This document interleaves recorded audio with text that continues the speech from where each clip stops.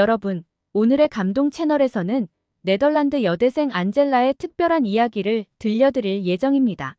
안젤라의 친구 엠마는 교환학생으로 6개월간 한국에 머물렀는데요. 그녀가 돌아온 뒤로 뭔가 달라졌습니다. 친구들 사이에서도 엠마의 변화는 화제가 되었죠. 한국에서 무슨 일이 있었던 걸까요? 한국에 대한 엠마의 사랑은 어디에서 비롯된 걸까요? 이번 사연은 네덜란드의 가정집에서 시작하여 한국의 문화, 편리함, 그리고 안전함에 대한 발견으로 이어집니다. 엠마와 안젤라의 이야기를 통해 우리는 두 나라의 문화적 차이와 그 속에서 발견한 새로운 시각을 만날 수 있을 것입니다. 오늘의 사연 기대해주세요. 너 한국에 다녀온 뒤로 너무 이상해졌어. 정말 왜 그러는 거야? 여기 네덜란드의 가정집 한 여학생을 두고 친구들이 이해할 수 없다는 표정으로 답답해하고 있습니다. 한국에 다녀온 뒤로 친구가 좀 이상해졌다고 하는데요. 대체 무슨 일일까요? 오늘의 사연 시작합니다. 안녕하세요. 저는 네덜란드 암스테르담에 살고 있는 대학생 안젤라라고 합니다. 오늘 제가 메일을 보낸 건 제 친구 엠마와 관련된 이야기를 하기 위해서인데요. 저와 엠마 그리고 데이지까지 이렇게 셋은 정말 친한 친구예요. 저희는 한 동네에서 같이 자라난 소꿉 친구인데요. 대학도 나란히 진학했답니다. 학과는 다르지만 같은 대학에 다니다 보니 일상생활을 거의 대부분 함께하죠. 늘 모든 걸 함께하던 저희의 일상에 한 가지 변화가 생겼어요. 엠마가 교환학생으로 6개월 동안 한국에 가게 된 거예요. 엠마는 건축학과인데요. 평상시에 한국의 주거 문화에 대해서 굉장히 관심이 많았거든요. 꼭 한번 한국에 가보고 싶다며 그렇게 노래를 부르더니 소원 성취를 하게 된 셈이죠. 그래서 저희가 엄청나게 축하를 해줬습니다. 한국으로 떠나기 전날 파티도 해줬죠. 6개월 동안 엠마가 한국에서 지내는 동안은 연락을 잘 못했어요. 사이가 멀어졌냐고요? 그게 아니라 시차 때문에 연락이 쉽지 않더라고요. 저희가 아침 7시 한창 학교 갈 준비로 바쁠 때, 서울은 오후 3시 엠마가 바쁘게 생활을 할 때라서 연락 타이밍이 잘 안 맞았으니까요. 가끔 연락을 하면 한국 칭찬을 입이 마르도록 하며 너희도 꼭 왔으면 좋겠다고 했는데 저나 데이지는 사실 한국에 별 관심이 없었거든요. 저희 전공하고 거리도 멀고 다른 나라에 가서 산다는 건 선택지가 없었기 때문에 엠마의 한국 칭찬을 들으며 한국에서 만족스럽게 지내나 봐 다행이야 한 정도죠. 문제는 엠마가 6개월간의 교환 학생 생활을 끝내고 네덜란드로 돌아와서 시작이 되었습니다. 엠마가 원래 정말 활달하고 재미있는 친구거든요. 친구들을 이끌고 다니는 성격이라 집에 잘 안 있고 늘 어딘가 돌아다니고 여행도 좋아해요. 아마 그런 성격이라 한국에서도 잘 적응해서 지냈겠지 싶었고요. 그런데 얘가 네덜란드로 돌아와서는 연락도 잘 안 받고 만나자고 해도 나오질 않는 거예요. 처음엔 피곤하니까 그랬겠지 했는데 하루 이틀이 지나도 이러니까 너무 이상했죠. 원래 엠마가 돌아오면 같이 여행을 가려고 했거든요. 이건 엠마가 한국 가기 전에 저희와 약속을 했던 거예요. 한국에서 돌아오면 대학교 방학 기간이니 우리 가까운데 기차 여행을 가자고 약속했었는데 그 여행도 가기 싫다고 하더라고요. 무슨 제안을 해도 거절하는 것도 모자라 원래 약속도 취소하다니 이건 좀 아니잖아요. 한 달 가까이 이런 식이었는데 짜증이 나다가 나중엔 걱정이 되기 시작하더라고요. 별별 생각을 다 해봤는데 얘가 혹시 이상한 종교에 빠진 건 아닌가 싶기도 했고요. 전화나 문자로는 한계가 있으니 직접 만나야겠다는 생각이 들어 저랑 데이지가 엠마 집을 찾아갔습니다. 그런데 저희는 너무 충격을 받았어요. 엠마 어머님 말씀으로는 집에서도 많이 무기력해 한다고 하시더라고요. 애가 너무 우울해하고 네덜란드 대학을 다니기 싫고 한국에 다시 돌아가고 싶다는 이야기밖에 안 한다고요. 무슨 이야기를 해도 결론은 한국은 안 그랬는데 네덜란드는 이게 문제야 라고만 한다나요? 밝고 긍정적이었던 아이가 갑자기 너무 부정적으로 변해서 걱정이 많이 된다고 하셨습니다. 엠마 어머니의 심각한 얼굴을 보고 저희도 따라서 심각해졌습니다. 대체 무슨 이유인지 꼭 오늘 들어봐야겠다라는 생각으로 조심스럽게 방으로 들어갔죠. 엠마 대체 뭐 하는 거야? 우리가 얼마나 걱정했는지 알아? 이야기 좀 해. 한국에서 대체 무슨 일이 있었길래 한국에 다시 가고 싶단 말만 하는 거야? 엠마 말이 아무리 생각해봐도 자기는 한국에 꼭 다시 가서 살아야겠는데 한국에서 취직할 수 있는 방법을 알아보니 너무 어려워서 우울해졌다고 하더라고요. 그냥 여행을 또 가고 싶다 수준이 아니라 문화 충격을 너무 심하게 받아서 네덜란드에서는 살기 싫다면서요. 아무리 다른 나라가 좋다고 해도 고작 6개월로 이게 무슨 소리인가 싶었어요. 그리고 이러니 저러니 해도 말도 잘 통하고 문화도 익숙한 자국이 훨씬 나은 거 아닌가요? 가까운 유럽 국가도 아니고 저 멀리 한국에 가서 살고 싶다니 이게 웬 말인가요? 그런데 이어진 엠마의 이야기는 충격적이었습니다. 한국에 있다 와보니 네덜란드에서는 바깥 외출을 할 때마다 네덜란드의 단점이 눈에 너무 잘 들어와서 밖에 나가기도 싫다나요? 한국이 좋으면 얼마나 좋다고 이해가 안 갔지만 화를 꾹 참고 물어보았습니다. 그래, 그럼 대체 뭐가 네덜란드의 단점인데? 당장 길거리를 나서자마자 보이는 여기저기서 담배 피우는 사람들부터가 문제래요. 네덜란드는 그냥 길거리 흡연이 자유롭거든요. 카페에서 커피 마시면서도 아이 엄마가 아이와 함께 길거리를 걸어가면서도 담배를 피웁니다. 그리고 담배꽁초는 그냥 길거리 여기저기에 내다버리죠. 네덜란드에 와보신 분들은 아시겠지만 길거리에 담배꽁초가 여기저기 박혀 있어요. 그런데 이런 게 네덜란드만 그런 게 아니라 유럽 국가들 대부분이 이래요. 그래서 한 번도 여기에 문제를 못 느꼈는데 한국은 그런 게 없다는 거예요. 흡연자들은 흡연 부스를 이용하고 아니면 골목 외곽으로 빠져서 핀다나요? 식당 안에서 담배를 피우는 건 금지여서 엄청 쾌적하대요. 쾌적한 환경을 겪고 나니 네덜란드에서는 길거리를 나가자마자 비교가 되어 어디 가기 싫다고 하더라고요. 그리고 한국은 정말 안전하고 편안한 나라라고 했습니다. 카페에서 혼자 공부하다가 노트북을 두고 화장실을 다녀와도 되고 학교 도서관에서도 공부할 때 가방이나 이어폰 등을 올려놓고 잠깐 밖에 나가 바깥 공기를 쐬는 게 자연스럽다고 하더라고요. 지하철역에서도 소매치기나 도둑 걱정이 없어서 밖에 물건을 내놓고 팔고요.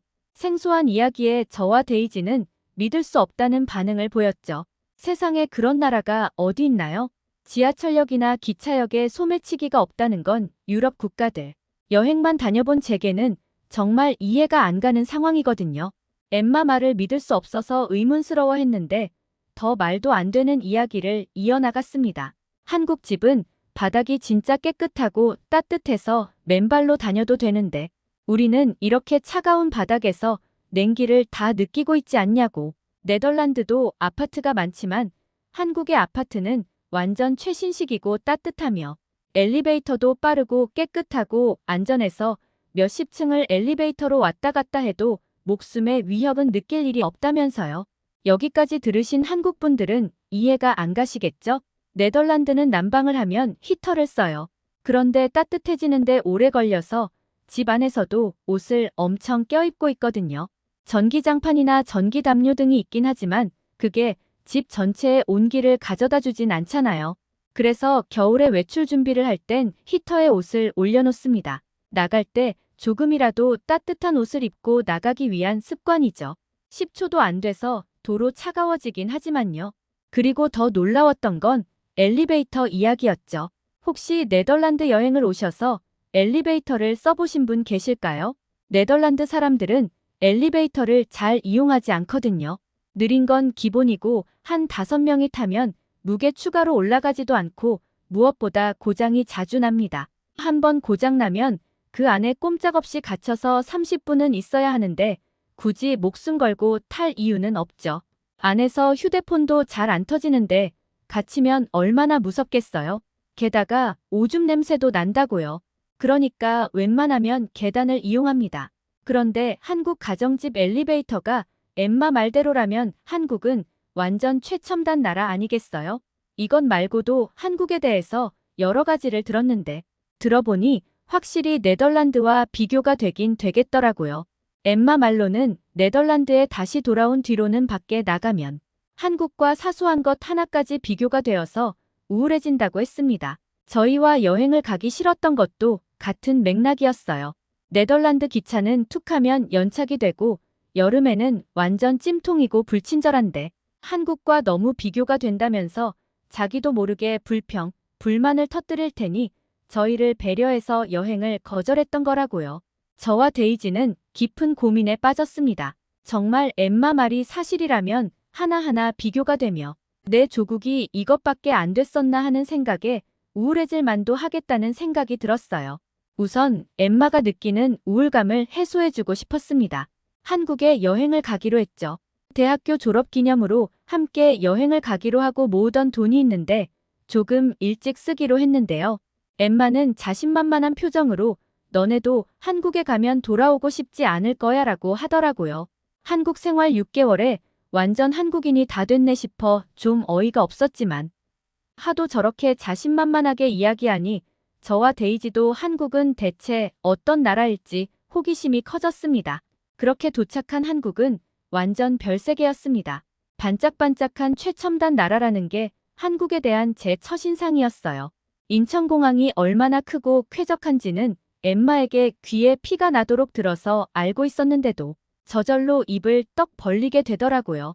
그런데 가장 감탄했던 건 공항에서 시내로 진입하는 모든 교통수단에서 소매치기 걱정이 없었던 거예요. 그리고 연착도 없더군요.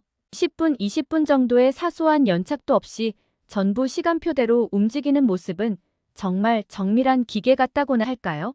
네덜란드에서는 10분, 20분 정도의 연착은 감사한 일이고 1시간 넘게 연착되는 것도 너무나 흔한 일인데 한국 사람들은 대체 어떤 사람들이길래 사회가 이렇게 계획대로 돌아가는지 궁금해졌습니다.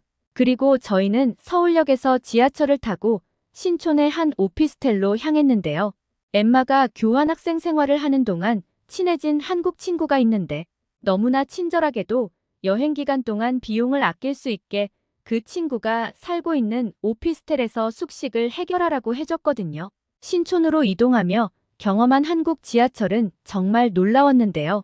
나라에서 운영을 하는 것이 맞죠? 공공시설이 이 정도 수준이라니 정말 감탄스러웠습니다. 일단 깨끗한 것도 깨끗한 건데 불편사항은 문자로 신고하게 해주고 바로 조치가 이루어진다는 것은 네덜란드에서는 상상도 할 수 없는 일이거든요. 객실 온도 조정이라니 그런 서비스는 듣도 보도 못했어요. 그리고 한국 지하철은 스크린도어가 있어 틈 사이로 빠질 염려가 없더라고요. 사람이 몰리는 출퇴근 시간대의 안전을 위한 것이겠죠? 공공시설인데 스크린도어도 있지 서비스 마인드도 탁월하지 화장실도 깨끗하고 돈도 안 받지 소매치기도 없지. 제가 영화 속 주인공이 된 기분이었어요. 모든 것이 편리하고 안전한 도시가 실존한다는 사실이 믿기지 않았습니다. 촌스러워 보일까봐 신기한 티를 안 내려고 했는데 저절로 눈이 돌아가서 표정 관리가 안 됐죠. 그런데 결국 저는 오피스텔에 도착해서 촌티를 팍팍 내고야 말았습니다. 분명 제가 듣기로는 이 한국 친구가 살고 있는 오피스텔이 아주 최신식은 아니라고 했는데 도어락이라는 것이 달려 있었어요. 한국 친구가 잠시 장 보러 간다며 비밀번호를 엠마에게 알려주고 들어가 있으라고 했다는데 네덜란드에서는 도어락을 거의 본 적이 없거든요. 호텔이 아니고서야 대부분 집은 열쇠를 씁니다. 부끄럽지만 전 비밀번호를 누르고 들어가는 모습을 보고 도어락이 인터넷이 되는 휴대폰인 줄 알았거든요. 이 이야기를 고백하니 엠마가 배를 잡고 웃으며 그러더라고요. 그러면서 자기도 처음에 왔을 땐 너무 적응이 안 됐대요. 네덜란드는 열쇠를 4~5개씩 들고 다녀야 하거든요. 건물 들어가는 열쇠, 엘리베이터 열쇠, 방 열쇠 등등 열쇠 뭉텅이를 들고 다니는 건 기본입니다. 열쇠를 잃어버리면 집에 못 들어가는 건 당연하고요. 그리고 엠마 말대로 바닥이 정말 따뜻하고 깨끗했어요. 일반적인 가정집은 아니고 사무실로도 쓸 수 있고 거주지로도 쓸 수 있는 곳이라고 들었는데 그럼 한국에서 부자들은 혹시 문이나 천장도 따뜻한 집에 사는 걸까요? 네덜란드요? 네덜란드는 바닥이 차가워서 맨발로 서 있을 수가 없어 실내화가 필수예요. 그리고 그 실내화를 신고 아파트 복도도 다니고 우편물도 찾으러 나가니 바닥이 더러워지죠. 생각해보니 네덜란드의 집은 참 더럽겠구나 싶었습니다. 엠마가 사사건건 한국과 비교를 했던 이유가 있었어요. 그리고 음식도 정말 맛있던데요. 뭐 하나 빠질 것 없이 완벽한 나라가 한국이었습니다. 첫날 저녁 메뉴는 삼겹살이었어요. 한국에 왔으면 꼭 삼겹살과 소주를 먹어야 한다는 엠마의 강력한 추천으로 먹었는데요. 저 사실 고기를 별로 안 좋아하거든요. 누린내 때문인가 고기 요리는 영 제 취향이 아니지만 여행을 온 김에 먹어봤는데요. 아주 끝내줬어요. 채식은 한국에서는 불가능하겠다는 생각이 들었습니다. 엠마가 한국에서는 잘 안 먹던 식재료도 다 먹게 된다고 했는데 이유를 알겠더라고요. 하지만 무엇보다 좋은 건 안전함이었어요. 말도 안 통하는 외국에 와 있는데 느껴지는 이런 편안함이 생소하면서도 좋더라고요. 저는 관광도 좋았지만 이렇게 한국에서의 소소한 순간들 하나하나가 정말 네덜란드와 비교가 많이 되고 또 한국의 장점이 크게 느껴졌는데요. 가장 인상적인 건 저녁을 먹고 산책을 할 수 있던 거예요. 그리고 밤늦은 시간이지만 돌아가는 길에 편의점에서 필요한 물건도 살 수 있었죠. 그것도 편의점이 멀리 있지도 않고 오피스텔 아래에 바로 있더라고요. 다들 슬리퍼를 끌고 나와 밤늦은 시간에 필요한 걸 사가는데 아무도 감탄하지 않는 것이 저는 더 놀라웠습니다. 네덜란드에서는 밤에 밖에 나가서 산책을 한다든가 자전거를 타는 건 상상도 할 수 없거든요. 그건 너무 위험한 일이니까요. 편의점이 이렇게 가깝게 있지도 않아요. 필요한 건 미리미리 사둬야 하죠. 이런 놀라운 일상을 아무렇지 않게 즐기다니 한국 사람들이 참 부러웠어요. 그리고 저희가 한강공원도 갔었는데요. 밤늦게까지 야간 조깅을 하거나 자전거를 타고 다니는 사람들도 많더라고요. 그리고 돌아오는 길도 노래방이며 편의점이며 식당이 반짝반짝해서 즐길 것도 많고요. 한국 여행을 오기 전 찾아봤던 자료에서 잠들지 않는 나라가 한국이라고 하던데 무슨 소리인가 했거든요. 와보니까 바로 이해가 갔습니다. 제가 한강공원 사진을 찍어서 가족들에게 보내니 이 시간에 바깥이냐며 기절하시려고 하더라고요. 너무 걱정하셔서 여기가 얼마나 밝고 사람들이 많은지 동영상을 전송해드렸는데 드라마나 영화 촬영 중 아니냐며 믿질 못하시더라고요. 제가 이제 지하철 타고 돌아갈 거야 하니까 말문이 막혀버리셨고요. 아마 한국에 와본 적 없는 유럽인들이라면 다들 기절할 만한 일이죠. 네덜란드에서 만약 어쩔 수 없이 직장에서 야근을 한다면 어떻게 하냐고요? 대중교통으로 밤 12시가 넘어 다닌다는 건 범죄를 당하겠다고 선언을 한 거나 마찬가지이니 가족 중 한 명이 차량으로 데리러 와줘야죠. 한국에서의 경험을 통해 저는 엠마가 네덜란드로 돌아와 우울해진 걸 이해할 수 있었습니다. 네덜란드에서만 지낼 땐 다들 그러고 사니까 그러려니 했지만 너무나 완벽한 사회에 있다가 돌아가니 비교가 될 수밖에 없었을 거예요. 또 엠마가 외향적이라서 밖을 다니고 사람들 만나는 것도 좋아하니 당연히 마음에 들 수밖에 없었겠죠. 관광을 하며 명소를 보고 맛집을 가는 것도 좋았지만 사실 이렇게 사소하다면 사소한 순간들이 모여 한국에 대한 좋은 인상을 만들어줬습니다. 사실 좋은 인상을 넘어섰죠. 한국인들에 대한 부러움이 마음속 깊이 차올랐어요. 정말 사소하게는 길거리에 주차가 된 차나 따릉이라는 자전거를 보고도 부러웠어요. 이유요? 네덜란드에서는 차 부품을 훔쳐가는 일이 잦거든요. 저렇게 길거리에 주차해 놓으면 누군가가 바퀴를 떼어가서 팔아버리죠. 자전거요? 네덜란드도 자전거 렌트 앱이 있는데 조회해보면 보통 강가에 있는 걸로 나옵니다. 제자리에 돌려놓지 않고 강가에 던져버리고 마는 거죠. 그런데 한국은 다들 제자리에 가져다 놓더라고요. 이런 게 다 시민의식, 성숙함의 차이 아닐까요? 그리고 마지막 일정까지 한국은 제게 부끄러움과 놀라움을 주었어요. 저는 역사 전공이라서 꼭 박물관에 가보고 싶었는데요. 광화문이라는 곳에 가면 박물관 3개가 모여 있다고 해서 광화문으로 향했습니다. 특히 흥미로운 건 고궁박물관이었습니다. 나중에 직접 고궁도 가서 한복도 입어보고 사진도 찍어봤는데 박물관에서 먼저 역사를 확인하고 가니까 더 재미있더라고요. 서울의 빌딩 숲 사이 고궁이라는 것도 신기했지만 일본에 의해 훼손되기 전 진짜 크고 거대한 경복궁의 모습을 보며 이전에 조선시대 문화가 얼마나 융성했었는지 알 수 있어서 더 놀라웠습니다. 아시아 역사 특히 한국의 역사에 대해서도 좀 더 관심을 가져야겠다고 생각했어요. 그런데 이 박물관들을 둘러보다가 저는 네덜란드의 현실에 환멸이 났습니다. 보통 이런 박물관들은 다들 정신이 팔려서 구경을 하고 관광객도 많이 찾는 곳이니 네덜란드에서는 아주 긴장을 하고 관람을 해야 해요. 가방은 앞으로 돌려서 꽉 잡고 있어야 하고 휴대폰도 조심해야 하고요. 그런데 다들 너무 여유롭더라고요. 가방을 앞으로 돌려서 꺾여 하는 사람은 저와 데이지밖에 없었습니다. 부끄러운 마음에 스르르 손을 풀어서 편안하게 가방을 들었는데요. 헛웃음이 나오더군요. 네덜란드로 돌아가며 엠마에게 고백했습니다. 너가 네덜란드에 있기 싫다고 한 게 이해가 정말 많이 된다고요. 문화 충격을 받았단 말이 이해가 가지 않았는데 도착하는 순간부터 떠나기 직전까지 한국의 아주 사소한 하나하나가 모두 놀라웠어. 6개월이나 살았던 너는 더 했겠지? 했더니 빙그레 웃어주던데요. 다행히 엠마의 우울함은 한국 여행을 통해 사라졌습니다. 다시 와보니 꼭 한국에서 취업을 하고 싶다는 동기가 강력해졌대요.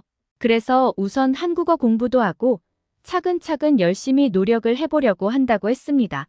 저는 전공 때문에 아마 한국에 와서 살기 어렵겠지만 엠마가 한국에 가면 저도 한국을 그 핑계대고 자주 갈 수 있지 않을까 슬며시 기대를 해보려고 합니다. 한국에서 취업을 할 수 있는 기회라도 있는 엠마가 너무 부러울 뿐이에요. 제 친구 엠마의 한국 취업 응원 많이 해주세요. 오늘은 네덜란드 여대생이 친구가 한국을 사랑하는 이유를 이해하게 된 사연이었습니다. 오늘의 사연 어떠셨나요? 오늘의 사연이 마음에 드셨다면 구독과 좋아요를 눌러주세요. 여러분의 구독과 좋아요는 계속해서 좋은 사연을 소개할 수 있는 힘이 됩니다. 이상 감동 채널이었습니다.